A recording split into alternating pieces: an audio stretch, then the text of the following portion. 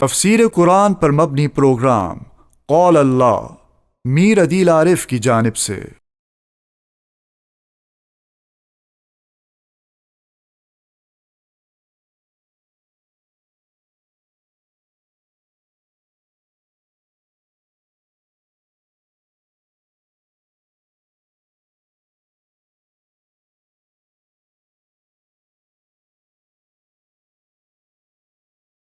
اذا جاءك المنافقون، جب آئے آپ کے پاس منافق، قالوا نشهد انك لرسول اللہ، انہوں نے کہا کہ ہم گواہی دیتے ہیں۔ سورہ منافقون، منافقین ایک جماعت تھی جو رسول اللہ صلی اللہ علیہ وسلم کے دور میں مدینہ کے اندر پیدا ہوئی تھی۔ تو یہ عبداللہ ابن ابی منافق جو تھے، یہ اپنی منافقت کو ہمیشہ چھپاتے رہتے تھے۔ تو فرمایا سواء علیہم، برابر ہے ان کے حق میں، استغفرت لہم، آپ ان کے لیے استغفار کریں، ام لم تستغفر لہم، یا آپ ان کے لیے استغفار نہ کریں، لن یغفر اللہ لہم، اللہ ان کو ہرگز معاف نہیں کرے گا۔ بسم اللہ الرحمن الرحیم۔ پروگرام قال اللہ میں آج ہم انشاءاللہ سورہ منافقون کا پہلا رکوع اور پہلے رکوع کی 7 آیتیں تفسیر اور ترجمے کے ساتھ پڑھیں گے۔ اپنی سابقہ ترتیب کو ملحوظ رکھتے ہوئے ہم سب سے پہلے ان 7 آیات کا لفظی ترجمہ کریں گے اور اس کے بعد اس کی مختصر جیسی تفسیر کریں گے۔ اعوذ باللہ من الشیطان الرجیم، بسم اللہ الرحمن الرحیم۔ اذا جاءک المنافقون، جب آئے آپ کے پاس منافق، قالوا نشهد انك لرسول اللہ، انہوں نے کہا کہ ہم گواہی دیتے ہیں کہ بے شک آپ اللہ کے رسول ہو۔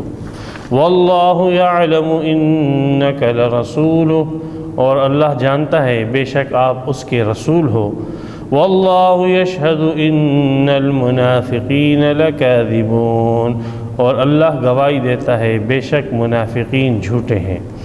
اتخذوا ایمانہم جنتا فصدوا عن سبیل اللہ، انہوں نے اپنی قسموں کو ڈھال بنا لیا ہے، پس وہ رک چکے ہیں اللہ کے راستے سے، یا فصدوا کے دوسرے معنی روکتے ہیں اللہ کے راستے سے، لازم اور متعدی دونوں استعمال ہوتا ہے۔ انہم ساء ما كانوا یعملون، بے شک کیا ہی برا ہے جو وہ عمل کرتے ہیں۔ ذالک بأنہم آمنوا ثم کفروا، یہ اس وجہ سے کہ بے شک وہ ایمان لائے پھر انہوں نے کفر کیا۔ فطبع علی قلوبہم، پس مہر لگا دی گئی ان کے دلوں پر۔ فہم لا یفقہون، پس وہ نہیں سمجھتے ہیں۔ وَإِذَا رَأَيْتَهُمْ تُعْجِبُكَ أَجْسَامُهُمْ، اور جب آپ ان کو دیکھو گے تو آپ کو تعجب میں ڈال دے گے ان کے جسم۔ وَإِن يَقُولُوا، اور اگر وہ بات چیت کرے، تَسْمَعْ لِقَوْلِهِمْ، تو سنے ان کی باتوں کو، كَأَنَّهُمْ خُشُبٌ مُّسَنَّدَةٌ، گویا کہ وہ ایک لکڑی ہے سہارا لیے ہوئے۔ يَحْسَبُونَ كُلَّ صَيْحَةٍ عَلَيْهِمْ، گمان کرتے ہیں ہر چیخ کے متعلق کہ وہ انہی پر ہے۔ ہم العدو، یہ منافق دشمن ہیں، فاحذرہم، ان سے بچتے رہیں۔ قاتلہم اللہ، اللہ ان کو تباہ کرے۔ انا یؤفکون، کہاں سے یہ پھیرے جاتے ہیں۔ وَإِذَا قِيلَ لَهُمْ تَعَالَوْا، اور جب ان سے کہا جاتا ہے آ جاؤ، يَسْتَغْفِرْ لَكُمْ رَسُولُ اللَّهِ، تمہارے لیے اللہ کا رسول مغفرت طلب کرے۔ لَوَّوْا رُؤُوسَهُمْ، یہ موڑ دیتے ہیں، پھیر دیتے ہیں اپنے سروں کو۔ وَرَأَيْتَهُمْ يَسُدُّونَ، اور تو نے ان کو دیکھا کہ یہ رک جاتے ہیں اس حال میں۔ وَهُمْ مُسْتَكْبِرُونَ، کہ یہ تکبر کرتے ہیں۔ سواء علیہم، برابر ہے ان کے حق میں، استغفرت لہم، آپ ان کے لیے استغفار کریں، ام لم تستغفر لہم، یا آپ ان کے لیے استغفار نہ کریں، لن یغفر اللہ لہم، اللہ ہرگز ان کو معاف نہ کرے گا۔ ان اللہ لا یہدی القوم الفاسقین، بے شک اللہ فاسق لوگوں کو ہدایت نہیں دیتا۔ هم الذین یقولون، یہ وہی لوگ ہیں جو کہتے ہیں لا تنفقوا علی من عند رسول اللہ، خرچ مت کرو ان لوگوں پر جو اللہ کے رسول کے پاس ہیں، حتیٰ ينفضوا، حتیٰ کہ وہ وہاں سے چھٹ جائے چلے جائیں، وَلِلَّهِ خَزَائِنُ السَّمَاوَاتِ وَالْأَرْضِ، اور اللہ ہی کے لیے ہے آسمانوں اور زمین کے خزانے، وَلَكِنَّ الْمُنَافِقِينَ لَا يَفْقَهُونَ، لیکن منافق نہیں سمجھتے ہیں، یقولون، یہ منافق کہتے ہیں لَإِن رَجَعْنَا إِلَى الْمَدِينَةِ، اگر ہم لوٹے مدینہ کی طرف، لَيُخْرِجَنَّ الْأَعَزُّ مِنْهَا الْأَذَلَّ، تو عزت والے وہاں سے ذلت والوں کو نکال دیں گے، وَلِلَّهِ الْعِزَّةُ وَلِرَسُولِهِ وَلِلْمُؤْمِنِينَ، اور عزت اللہ کے لیے ہے اور اس کے رسول کے لیے ہے اور ایمان والوں کے لیے ہے، وَلَكِنَّ الْمُنَافِقِينَ لَا يَعْلَمُونَ، لیکن منافق نہیں جانتے ہیں۔ یہاں پر سورہ منافقون کی پہلا رکوع اور 8 آیتیں مکمل ہوئی۔ ہم تفسیر اس کی 7 آیتوں کی کریں گے، 8ویں آیت کو انشاءاللہ ہم اگلے رکوع کے ساتھ ملا کر بیان کریں گے۔ سورہ منافقون کا ایک شان نزول ہے، ایک پس منظر ہے جس موقع پر یہ صورت نازل ہوئی ہے۔ پہلے ہم اس شان نزول کو سن لیں، پڑھ لیں، پھر اس کے بعد ان آیتوں کے متعلق گفتگو کرتے ہیں، ان کا سمجھنا پھر آسان ہو جائے گا۔ یہ واقعہ ابن اسحاق کی روایت کے مطابق 6 ہجری یا 5 ہجری کا ہے کہ رسول اللہ صلی اللہ علیہ وسلم کو اطلاع ملی کہ قبیلہ بنو المصطلق کے جو سردار ہے حارث بن ضرار، یہ اسلام کے خلاف، مسلمانوں کے خلاف ایک محاذ قائم کر رہا ہے اور بہت سارے قبائل کو اس میں شریک کر رہا ہے۔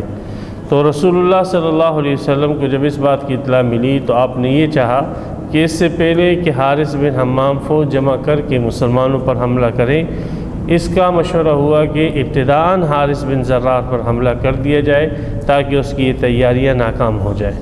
تو حارث بن ضرار جنگ کی تیاریاں کر رہا تھا اور رسول اللہ صلی اللہ علیہ وسلم صحابہ کرام کو لے کر اس کے اوپر پہنچ گئے۔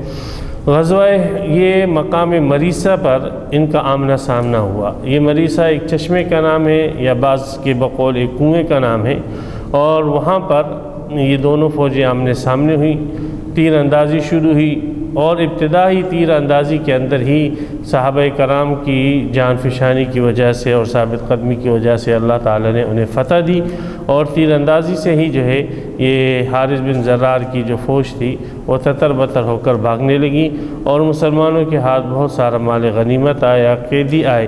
ان کا جو چودھری اور بڑا سردار تھا حارث بن ضرار، وہ بھی وہاں سے مفرور ہو گیا، حتیٰ کہ حارث بن ضرار کی بیٹی جو شہزادی تھی جویریہ، جو بعد میں ام المؤمنین بنی، یہ بھی قیدیوں کے اندر آئی اور قید ہو کر جو ہے پھر جب قیدی تقسیم ہوئی یہ بھی تقسیم ہوئی تھی۔ تو حارث بن ضرار پھر بعد میں یہ جویریہ مسلمان ہوئی، رسول اللہ صلی اللہ علیہ وسلم کے نکاح میں آئی، حارث بن ضرار بھی پھر بعد میں مسلمان ہوا۔ تو یہ وہ غزوہ ہے، غزوہ مریسی۔ اس غزوہ مریسی کے اندر جب یہ غزوہ ختم ہوا تو مسلمان وہاں پر اس چشمے کے قریب ہی بیٹھے ہوئے تھے۔ تو اس میں 2 دوست تھے، ایک کا نام جہجہ تھا، جہجہ یہ مہاجر تھا، اور دوسرا اس کا دوست تھا، اس کا نام سنان تھا، اور یہ سنان جو تھا یہ انصاری تھا۔ اب یہ دوست تھے اور یہ دوست جو ہے آپس میں مذاق کرنے لگے۔ مذاق کے اندر وہ مذاق کچھ حد سے زیادہ ہو گیا، تو جہجہ اور سنان بن وبرہ یہ آپس میں لڑ پڑے۔ جب یہ لڑ پڑے تو کوئی چیز جہجہ کے ہاتھ میں تھی، وہ اس نے اٹھا کر سنان بن وبرہ کے سر پہ دے ماری، جس سے وہ زخمی بھی ہو گیا۔ اب ہوا یوں کہ سنان بن وبرہ نے انصار کو آواز دی اور کہا اے قبیلے انصار میری مدد کرو، اور جہجہ نے جو ہے مہاجرین کو آواز دی کہ اے مہاجر میری مدد کرو۔ تو اب یہاں پر مہاجرین اور انصار جو ہے وہ اکٹھے ہوئے۔ رسول اللہ صلی اللہ علیہ وسلم کو اس واقعے کی اطلاع ملی تو آپ علیہ الصلوۃ والسلام جو ہے بڑے غصے سے، انتہائی جو ہے ناگواری کے ساتھ اور غضبناک انداز سے آپ علیہ السلام وہاں پر تشریف لائے، اور آپ علیہ الصلوۃ والسلام نے اس بات پر ڈانٹا کہ یہ تو تم جاہلیت کے نعرے، عصبیت کے نعرے بلند کر رہے ہو۔ ایک کہہ رہا ہے مہاجر، دوسرا کہہ رہا ہے انصار، تو آپ علیہ السلام فرمایا دعوها فإنها منتننا، بیش چھوڑ دو ان نعروں کو، یہ عصبیت کے نعرے تو بدبودار نعرے ہیں۔ اللہ تعالیٰ نے یہ عصبیت کی چیزیں ختم فرما دی ہیں اور ان کا میرے ذریعے سے خاتمہ کر دیا ہے، تم دوبارہ ان عصبیت کی چیزوں کو اٹھا رہے ہو۔ تو آپ علیہ السلام نے دونوں جماعتوں کو اس کے اوپر ڈانٹا اور ان کو بھی پشیمانی ہوئی، اور صحابہ کرام مہاجر اور انصار آپس میں گلے مل کر جو ہے روئے۔ اور یہ جو عبادہ بن صامت جو ایک انصار کے بڑے سردار تھے، اس نے سنان سے کہا کہ آپ کو جو زخم پہنچے آپ معاف کر دو۔ جہجہ نے معافی مانگی اور سنان بن وبنہ نے اس کو معاف کر دیا، تو یوں معاملہ یہ ختم ہو گیا۔ اس غزوے کے لیے رسول اللہ صلی اللہ علیہ وسلم کے ساتھ جہاں صحابہ کرام کی ایک جماعت تھی، وہاں کچھ منافقین بھی آپ کے ساتھ جو ہے اس میں شریک ہوئے تاکہ مال غنیمت میں سے حصہ پا سکے۔ تو وہ منافقین جو ہے جب انہوں نے دیکھا، انہوں نے پہلے کوشش یہ کی کہ عصبیت کے نام پر مہاجرین اور انصار آپس میں لڑ پڑے، لیکن جب انہوں نے دیکھا لڑائی ختم ہو گئی تو پھر انہوں نے اپنے طور پر انصار کو جمع کیا، اور انصار کو جمع کرنے کے بعد انہوں نے پھر اس میں جو رئیس المنافقین تھے عبداللہ ابن ابی المنافق، اس نے انصار کے اندر ایک بیان کیا، اور اس بیان کے اندر اس نے انصار کو ابھارا اور کہا کہ دیکھو مہاجر یہ تمہاری روٹیوں پر اور تمہارے ٹکڑوں پر پڑتے تھے اور تم نے ان کے ساتھ معاونت کی، اور آج ان کا یہ حال ہے کہ تمہیں مار رہے ہیں، پیٹ رہے ہیں۔ تو تم یوں کرنا کہ جب یہاں سے واپس مدینہ جاؤ تو ان لوگوں سے اپنا تعلق ختم کر دینا اور ان کو مدینہ سے نکال دینا۔ اور اس موقع پر اس نے ایک جملہ کہا کہ عزت والے لوگ جو ہے ذلیل لوگوں کو وہاں سے باہر نکال دیں، بس یہ ہم نے یہ کام مدینہ پہ جا کر کرنا ہے۔ اب ایک اس نے صحابہ کرام کو علیہ باللہ جو ہے ان کی گستاخی کی، ضمناً رسول اللہ صلی اللہ علیہ وسلم کی بھی توہین کی، اور صحابہ کرام کو جو ہے ان انصار کے ٹکڑوں پر پلنے والا بتلایا وغیرہ، اس قسم کے بہت سارے نازیبہ باتیں اس نے کی، اور یہ سمجھ رہا تھا کہ یہ میرے ہی افراد ہیں، میرے قوم کے لوگ ہیں اور یہ بات جو ہے باہر ظاہر نہیں کریں گے۔ لیکن اتفاق سے ان انصار کے اندر جو ہے ایک نوجوان تھا زید بن ارقم رضی اللہ تعالیٰ عنہ، تو جو انصاری تھا لیکن وہ مومن تھا۔ اچھا، اس نے جو عبداللہ ابن ابی نے جن لوگوں کو جمع کیا تھا، یہ اس کے جو منافقین کا ٹولہ تھا ان کو جمع کیا تھا، ان میں صحابہ کوئی نہیں تھے۔ اتفاق سے زید بن ارقم وہاں پر موجود تھا، اور زید بن ارقم نے جب یہ سنا اس سے کہ عزت والے ذلیلوں کو نکال دے گے تو وہ کھڑا ہو گیا اور اس نے کہا کہ عبداللہ تو ذلیل ہے اور تیرے ساتھی ذلیل ہے، اور اللہ کے رسول اور اس کے ساتھی عزت والے۔ تو یہ عبداللہ ابن ابی منافق جو تھے یہ اپنی منافقت کو ہمیشہ چھپاتے رہتے تھے اور یہ چاہتے تھے کہ میری منافقت ظاہر نہ ہو۔ جب اس نے دیکھا کہ مجمع کے اندر تو ایک صحابی رسول زید بن ارقم موجود ہیں اور وہ انہی کے قبیلے کے انصاری تھے، تو وہ اس کو خوشامدی کرنے لگی اور کہنے لگے بھائی تم اس کو سنجیدہ مت لو، یہ تو میں نے ایسی گپ شپ مذاق کے اندر بات کی ہے، کوئی ایسی بات نہیں ہے۔ لیکن زید بن ارقم رضی اللہ تعالیٰ عنہ جو ہے وہ رسول اللہ صلی اللہ علیہ وسلم کے پاس گئے اور جا کر انہوں نے سارا ماجرا رسول اللہ صلی اللہ علیہ وسلم کو سنایا۔ تو آپ علیہ الصلوۃ والسلام نے ان سے زید بن ارقم سے کہا کہ لڑکے تم نے خود یہ بات سنی ہے؟ اس نے کہا جی ہاں بالکل میں نے بات سنی ہے، اور آپ علیہ السلام نے اس سے قسم لی، اس نے قسم کھا کر بتلایا کہ میں نے یہ بات سنی ہے، اور عبداللہ ابن ابی نے ایسے کہا۔ رسول اللہ صلی اللہ علیہ وسلم کے اوپر یہ بات بہت ہی گراں ہوئی اور بڑی بھاری ہوئی کہ اس قسم کی سازشیں کی جا رہی ہیں۔ حضرت عمر رضی اللہ تعالیٰ عنہ نے عرض کیا کہ یا رسول اللہ مجھے اجازت دیں کہ میں اس عبداللہ ابن ابی منافق کی گردن اڑا دوں۔ تو آپ علیہ الصلوۃ والسلام نے فرمایا کہ نہیں ایسا نہ کرو، ورنہ دشمنوں کو یہ موقع ملے گا کہ وہ یہ افواہ بنا دے گی کہ محمد صلی اللہ علیہ وسلم اپنے ساتھیوں کو خود قتل کرتے ہیں۔ تو لہذا باہمی افتراق کی بات نہ ہو، اختلاف کی بات نہ ہو، مسلمانوں کے درمیان اختلاف اور افتراق نہ آئے، تو وہ بڑا شر ہے، وہ بڑا فتنہ ہے کہ مسلمانوں کے درمیان افتراق اور اختلاف نمایاں ہو۔ اس چھوٹے شر اور فتنے کا ہم کوئی انتظام کرتے ہیں۔ پھر آپ علیہ الصلوۃ والسلام اور حضرت عمر رضی اللہ تعالیٰ عنہ کے اس معاملے کو جو ہے اور بات پھیلتی گئی، اور انصار کے لوگ آئے اور انہوں نے کہا کہ یا رسول اللہ عبداللہ ابن ابی یہ تو جو ہے ہماری قوم کا ایک سردار ہے اور اچھا آدمی ہے، یہ زید بن ارقم تو بچہ ہے ہماری قوم کا، لڑکا ہے تو اس سے سننے میں کوئی غلط فہمی ہو چکی ہوگی۔ عبداللہ ابن ابی نے ایسی باتیں نہیں کہی۔ عبداللہ ابن ابی بھی قسمیں کھا رہے، جو بھی قسم دی جا رہی قرآن کی، اللہ کی اسماء کی، وہ قسمیں کھا رہا ہے، اور قسمیں کھا کر کہہ رہا ہے کہ بالکل میں نے اس قسم کی کوئی بات نہیں کہی، یہ سب جو ہے اس بچے نے اپنی طرف سے باتیں بنائی ہیں، اس کو غلط فہمی ہوئی ہے۔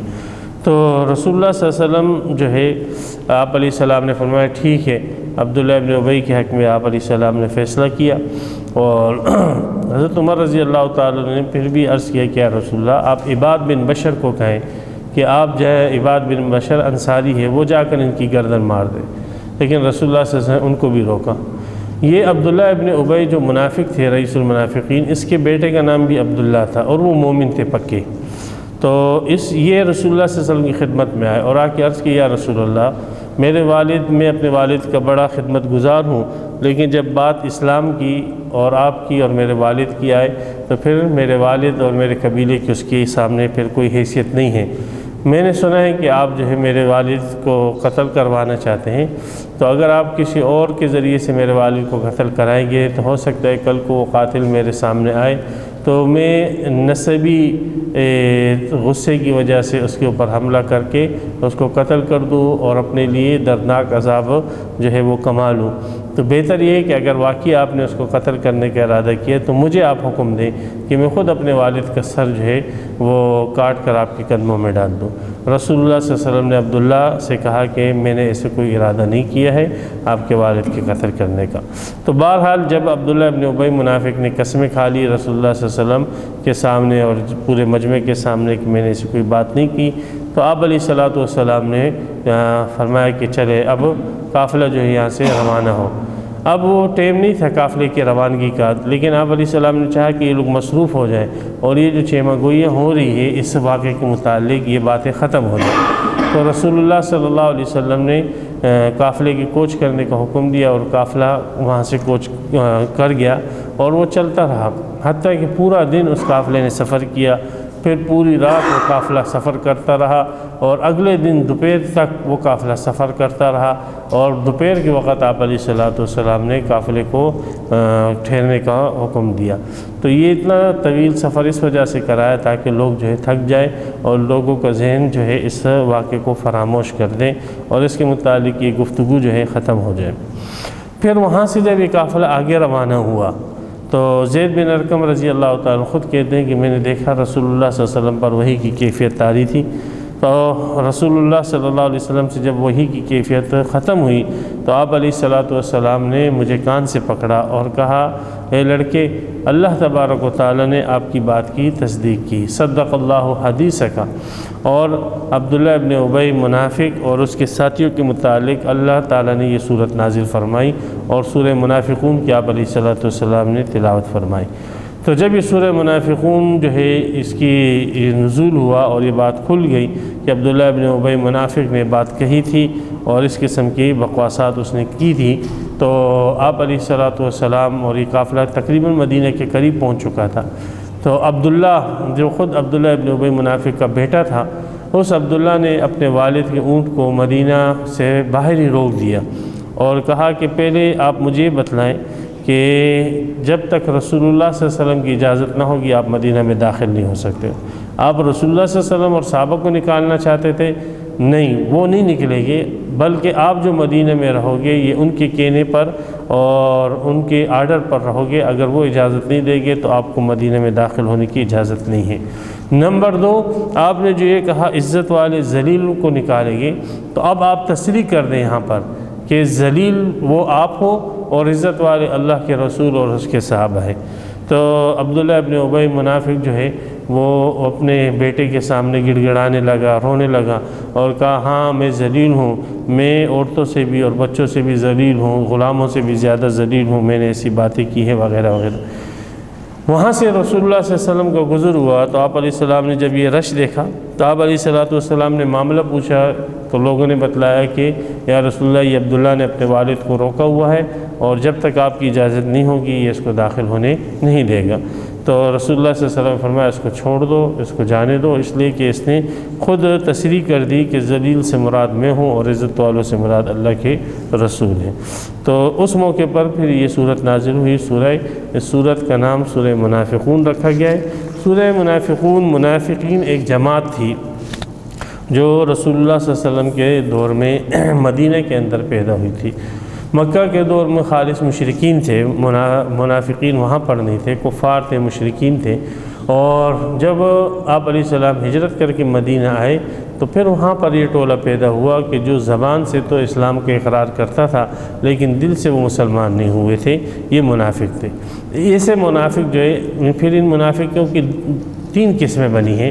ایک قسم تو وہ جو حقیقی طور پر منافق ہے، جو بالکل ایک پلاننگ کے طور پر جو ہے انہوں نے اسلام ظاہر کیا۔ دوسرے وہ منافق تھے کہ جو اپنے سرداروں کی وجہ سے، جو کول سردار کا ہوتا اور قبیلے کے بڑے کا ہوتا، بس اس کے اوپر چلتے۔ تو عبداللہ ابن ابی جو منافق رئیس تھا، وہ اپنے لوگوں کو جیسے گائیڈ کرتا ویسے اس کے لوگ اس کے پیچھے چلتے۔ تو یہ دوسری قسم کی، دوسری کیٹیگری کے منافق تھے۔ یہ لوگ جو ہے ان کی کوئی اپنا شعور اور سوچ نہیں تھی۔ یہ لوگ جو منافق تھے اس وجہ سے کہ ان کے سردار نے یہ روش اختیار کی تھی۔ اور تیسرے وہ منافق ہوتے ہیں جو اس کو شریعت کی اصطلاح میں فاسق کہا جاتا ہے، گناہگار، کہ رسول اللہ صلی اللہ علیہ وسلم نے اس کے اوپر بھی منافق کا اطلاق کیا ہے۔ اس کو منافق عملی کہا جاتا ہے اور ان دونوں کو منافق اعتقادی کہا جاتا ہے۔ تو بہرحال اس صورت کا نام منافقون ہے۔ اس میں ایک لفظ آ رہا ہے المنافقون، تسمیۃ الکل باسم الجز کی قبیل سے ہے۔ تو یہ صورت چونکہ ہجرت کے بعد نازل ہوئی ہے اس لیے اس کو مدنیہ کہا جاتا ہے۔ نزول کے اعتبار سے یہ جو ہے، یہ ترتیب کے اعتبار سے 63 نمبر کی صورت ہے اور رسول اللہ صلی اللہ علیہ وسلم کی زندگی بھی 63 سال ہی تقریباً رہی ہے۔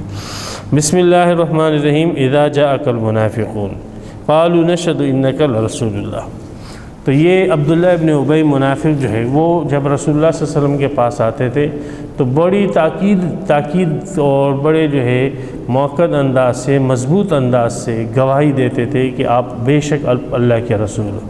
حتیٰ کہ بعض روایتوں میں آتے ہیں جب رسول اللہ صلی اللہ علیہ وسلم خطبے کے لیے ممبر پر تشریف لاتے تو یہ عبداللہ ابن ابی منافق جو ہے وہ کھڑے ہو جاتے اور سب لوگوں کو متوجہ کرتے کہ متوجہ ہو جاؤ، اللہ کے رسول آپ سے اب کلام کرنے والے ہیں، یہ اللہ کے رسول ایسے ایسے، اور آپ علیہ السلام کی نعت گوئی شروع کر دیتے اور تعریف اور ثنا شروع کر دیتے اور لوگوں کو خاموش رہنے کا اور آپ کی بات کو سننے کا اور اس پر عمل کرنے کی ترغیب دیتے تھے۔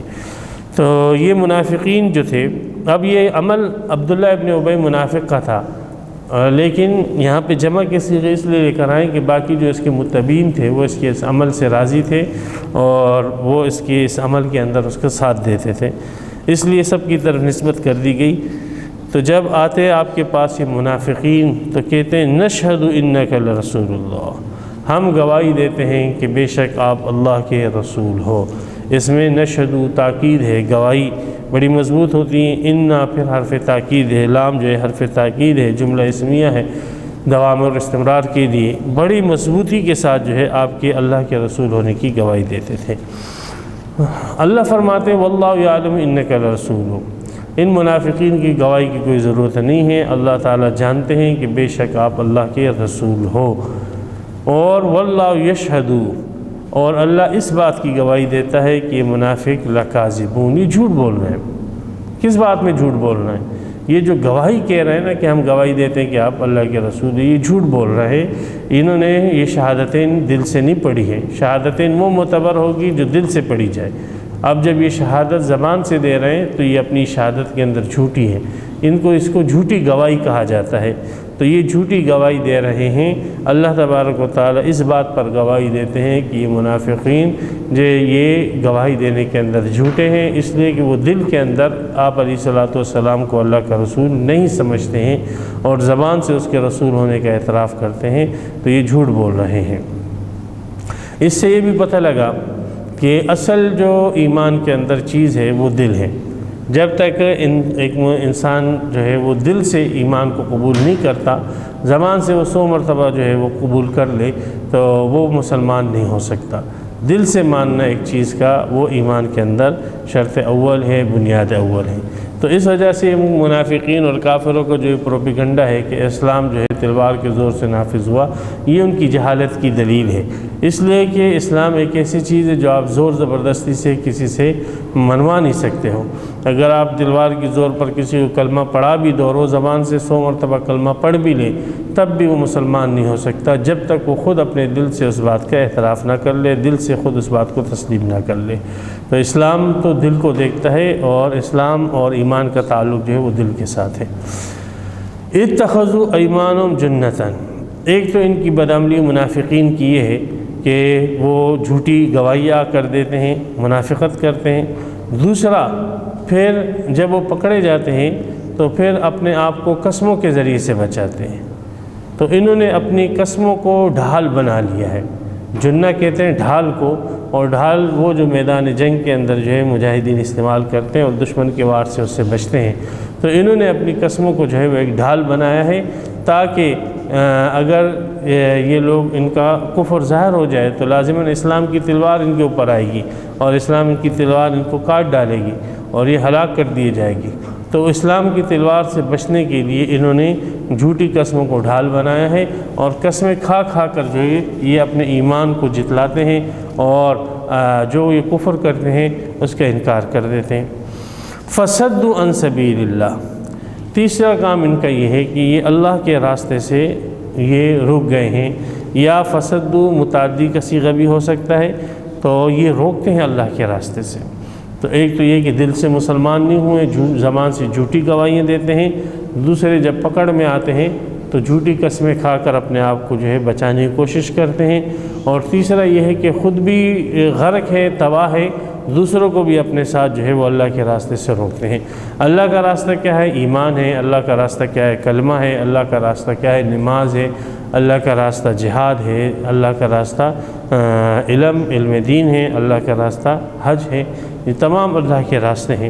تو یہ منافقین کی تیسری علامت یہ ہوتی ہے کہ یہ منافق جو ہوتے ہیں، یہ ان کا مشن یہ ہوتا ہے کہ لوگوں کو نماز سے روکے، حج سے روکے، عمرے سے روکے، ذکر سے روکے، اور علم دین اور جہاد سے روکے۔ انہم ساء ما کانوا یعملون، یہ جتنی بھی کاروائیاں کر رہے ہیں اللہ تعالیٰ فرماتے ہیں بڑی بری کاروائیاں ہیں، بڑی بری باتیں ہیں، برے اعمال ہیں جو یہ لوگ کر رہے ہیں۔ اسلام سے روکنے کے لیے، اسلام کی شاخوں سے روکنے کے لیے جتنے یہ اعمال کرتے ہیں، جتنی تدابیر کرتے ہیں، اور جتنی جو ہے یہ چلت پھرت کرتے ہیں، بہت بری چیز ہے۔ ذالک بانہم آمنوا ثم کفروا، یہ لوگ ایمان لائے پھر انہوں نے کفر کیا۔ ایمان زبان سے لے کر آئے اور پھر کفر کیا، اپنے لوگوں میں جا کر کفر کا اعتراف کیا۔ سورہ بقرہ، سورہ توبہ کے اندر اس کی پوری تفصیل جو ہے اللہ تعالیٰ نے بیان کر دی ہے کہ وَإِذَا لَقُوا الَّذِينَ آمَنُوا قَالُوا آمَنَّا، کہ جب ایمان والوں کے ساتھ ملتے ہیں تو کہتے ہیں ہم مومن ہیں۔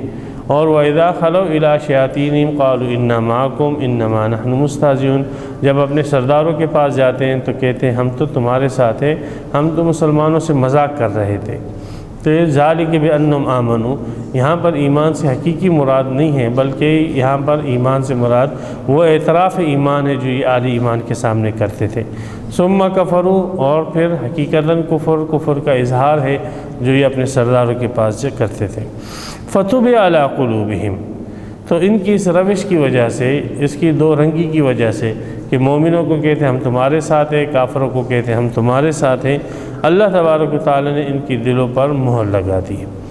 اب اس مہر کا نتیجہ کیا ہے؟ فہم لا یفقہون، یہ سمجھ عبوس سے جو ہے خالی اور عاری ہو چکے ہیں۔ اب ان کے دماغ کام نہیں کرتا، اور ان کے دل جو ہے وہ بند ہو چکے ہیں، اور ان کے دلوں کے اندر سمجھ و مجھ ختم ہو چکی ہے۔ اب آپ ان کو جتنا بھی سمجھاؤ تو بھینس کے سامنے بین بجانا ہے۔ تو ایک علامت ان کی یہ ہے کہ جھوٹے منہ جو ہے رسول اللہ صلی اللہ علیہ وسلم کی رسالت کی گواہیاں دیتے ہیں، دوسرا جھوٹی قسمیں کھاتے ہیں، تیسرا لوگوں کو اللہ کے راستے سے اور اس کی تمام شاخوں سے روکنے کی کوشش کرتے ہیں، اور اس کے متعلق برے برے جو ہے پلان بناتے ہیں اور اعمال کرتے ہیں، اور یہ مومنین کے پاس ایمان کا دعویٰ کرتے ہیں اور اپنے کافروں کے پاس کفر کا دعویٰ کرتے ہیں۔ ان سارے چیزوں کا نتیجہ یہ ہے کہ ان کے دلوں کے اوپر مہر خداوندی لگ چکی ہے۔ وَإِذَا رَأَيْتَهُمْ تُعْجِبُكَ أَجْسَامُهُمْ، ان کی پوری جو وہ ہے محور، جو ان کی پوری جد و جہد وہ اپنے جسم تک ہے، جسم کو خوبصورت بنانا، جسم کو راحت پہنچانا، جسم کو سٹول بنانا، جسم کو مضبوط بنانا، طاقتور بنانا، اپنی جسمانیت جو ہے ان کا مطمع نظر ہے، اور اپنے جسم کی خدمت کرنا اور جسم کو ہر قسم کی راحت اور سہولت اور آسائش پہنچانا اور جسم کا خوبصورت بنانا، بس یہی ان لوگوں کا کام ہے، اور اس کے اندر یہ لوگ کامیاب بھی ہو چکے ہیں۔ اس وجہ سے جب آپ ان کے جسموں کو دیکھو گے تو آپ کو ان کے جسم تعجب میں ڈال دے گی، آپ کو ان کے جسم بڑے بھلے لگیں گے، اچھے لگیں گے، بڑے مضبوط باڈی بلڈر ہیں اور سٹرونگ ہیں اور اتنے طاقتور جسم ہیں ان کے۔ تو آپ جب ان کے جسموں کو دیکھو گے تو آپ کو تعجب ہو جائے گا کہ واقعی کتنے بہترین اور خوبصورت جسم ہیں۔ لیکن وَإِن يَقُولُوا، جب یہ بات چیت کریں نا، جب یہ آپس میں بات چیت کر رہے ہو، دین کے متعلق بات چیت کر رہے ہو، آخرت کے متعلق بات چیت کر رہے ہو، جہاد کے تو تسمع لقول، ذرا ان کی باتوں کو تو آپ سنیں، ہاں ان کے یہ مضبوط جسم والے لوگوں کی آپ باتیں سنیں، تو کأنہ خشب، یہ تو لکڑی ہے، لکڑی بے جان لکڑی ہے، لکڑی بڑی مضبوط ہوتی ہے، خوبصورت ہوتی ہے، لیکن اس میں جان نہیں، اور خاص کر مسندہ، ٹیک لگائی ہوئی لکڑی، مسندہ ٹیک لگائی ہوئی ہے، آپ نے کوئی لکڑی ہے بڑی موٹی جیسی ہے اور آپ نے دیوار کے سہارے اس کو کھڑا کیا ہوا، یہ بھی اس لکڑی کی طرح ہے جو بڑی مضبوط ہے، خوبصورت ہے، لیکن جو ہے حقیقت میں اس کے اندر کچھ بھی نہیں، کوئی جان اس کے اندر نہیں ہے، ایسی ان کے اندر روح کوئی نہیں ہے، بغیر روح کے بدروح لوگ ہیں، بغیر روح کے لوگ ہیں، یہ بڑے خوبصورت جسم والے ہیں، نمایاں جسم والے ہیں اور خوبصورت کپڑوں والے ہیں، خوبصورت آسائش آرائش والے ہیں، لیکن بغیر روح کے ہیں، تو ٹیک لگی ہوئی لکڑی کی طرح ایک خوشنما چیز ہے، باقی اور حقیقت کے اندر ایک بے جان چیز ہے، بے جان لوگ ہیں، اس کے اندر روح نام کی کوئی چیز نہیں ہے۔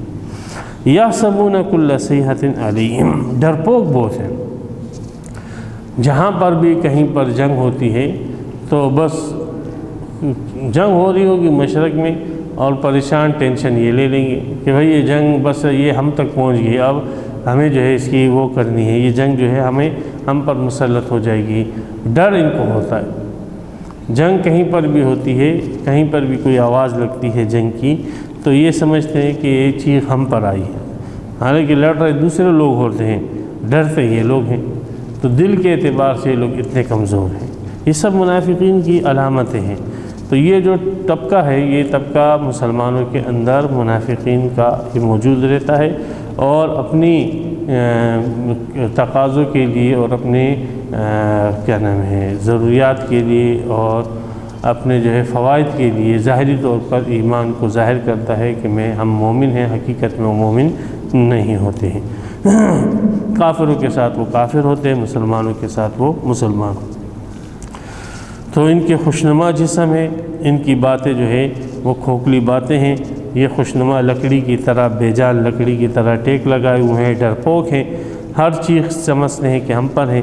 ہم العدو، یہی دشمن ہے، فاحذرہم، ان سے آپ نے چوکنا رہنا ہے، یہ آپ کے آستین کے سانپ ہیں، ان سے آپ نے چوکنا رہنا ہے، ان سے آپ نے بچ کے رہنا ہے۔ باہر کے دشمن تو بالکل واضح ہے، آپ کے سامنے ہیں، لیکن یہ تو اندر کے دشمن ہیں، تو ان اندر کے دشمنوں سے ان آستین کے مار سے جو ہے نا آپ نے ہوشیار اور چوکنا۔ قاتلہم اللہ، اللہ ان کو تباہ کرے گا۔ تو یہ منافقین کی کچھ علامتیں ان کو بتلائی گئی کہ یہ کہاں سے پھیرے جاتے ہیں۔ وَإِذَا قِيلَ لَهُمْ تَعَالَوْا يَسْتَغْفِرْ لَكُمْ رَسُولُ اللَّهِ، عبادہ بن صامت نے عبداللہ ابن ابی منافق سے یہ کہا تھا کہ آ جاؤ، غلطی ہوئی ہے تم سے، ہمیں اندازہ ہے کہ تم سے غلطی ہوئی۔ اس وقت تک سورہ منافقون نازل نہیں ہوئی تھی، تو عبادہ نے کہا تھا کہ آ جاؤ رسول اللہ صلی اللہ علیہ وسلم سے دعا کروا دو، آپ علیہ السلام اللہ کے حضور جو ہے آپ کے لیے معافی طلب کر لیں گے، معاملہ جو ہے رفع دفع ہو جائے گا۔ تو اس بیوقوف نے جو ہے اب عبادہ بن صامت کو کہا کہ دیکھو آپ لوگوں نے کہا کہ محمد صلی اللہ علیہ وسلم پر ایمان لے آؤ، تو میں ایمان لے آیا۔ آپ لوگوں نے کہا کہ اپنی زکوٰۃ ان کو دو، تو میں نے اپنا مال ان کو دیا، اب ایک سجدہ رہ گیا، اب تم چاہتے ہی ہو کہ میں اس کو سجدہ کروں، تو اس قسم کی جو ہے بدتمیزی پر وہ اتر آیا اور منہ اس نے پھیر دیا۔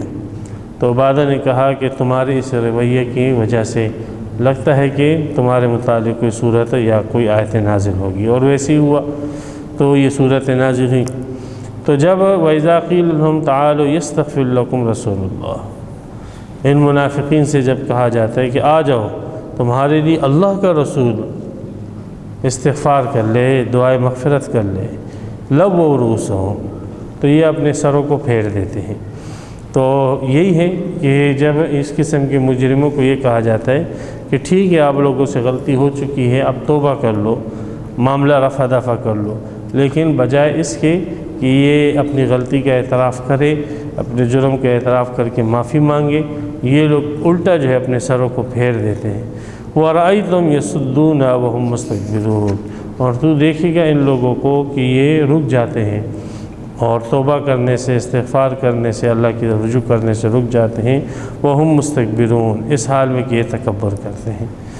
سَوَاءٌ عَلَيْهِمْ أَسْتَغْفَرْتَ لَهُمْ أَمْ لَمْ تَسْتَغْفِرْ لَهُمْ، چونکہ یہ کافر ہے اور کافر کے لیے دعائے مغفرت جتنی بھی کریں اور جو بھی کریں وہ قابل قبول نہیں ہوتی، حتیٰ کہ اللہ کا نبی بھی ان کے لیے اگر دعائے مغفرت کرے تو وہ بھی قابل قبول نہیں ہوگی۔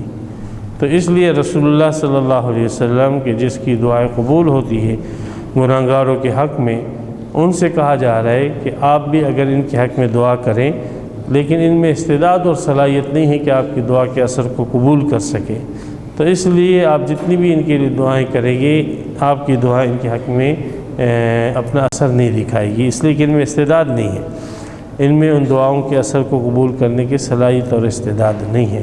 تو فرمایا سواء علیہم، برابر ہے ان کے حق میں، استغفرت لہم، آپ ان کے لیے استغفار کریں، ام لم تستغفر لہم، یا آپ ان کے لیے استغفار نہ کریں، لن یغفر اللہ لہم، اللہ ان کو ہرگز معاف نہیں کرے گا۔ تو اس وجہ سے کافر کے لیے، منافق کے لیے جو مر چکے ہیں یا زندہ ہے، دعائے مغفرت کرنا جائز نہیں۔ سورہ توبہ میں اس مضمون کو واضح بیان کیے گئے، ما کان للنبی والذین آمنوا ان یستغفروا للمشرکین ولو کانوا اولی قربی من بعد ما تبین لهم انہم اصحاب الجحیم، کہ نبی کے لیے اور اہل ایمان کے لیے یہ بات حلال نہیں ہے، جائز نہیں ہے کہ وہ کافروں اور مشرکوں کے لیے دعائے مغفرت کرے۔ تو بہرحال رسول اللہ صلی اللہ علیہ وسلم کو یہاں پر دعائے مغفرت سے منع کر دیا گیا کہ ان میں صلاحیت نہیں ہے کہ یہ آپ کی دعا کو قبول کر سکے اور آپ کی دعا کے اثرات کو جو ہے اخذ کر سکے۔ رسول اللہ صلی اللہ علیہ وسلم نے ان آیتوں کے نزول سے پہلے آپ علیہ السلام نے عبداللہ ابن ابی منافق جب مرا تو آپ علیہ السلام نے اس کے لیے دعا کی تھی، جنازہ بھی پڑھا تھا آپ علیہ السلام نے اور اس کے لیے دعا مغفرت بھی کی تھی، لیکن اللہ تبارک و تعالیٰ نے فرمایا کہ آپ کی دعا ان کے حق میں قابل قبول نہیں ہے۔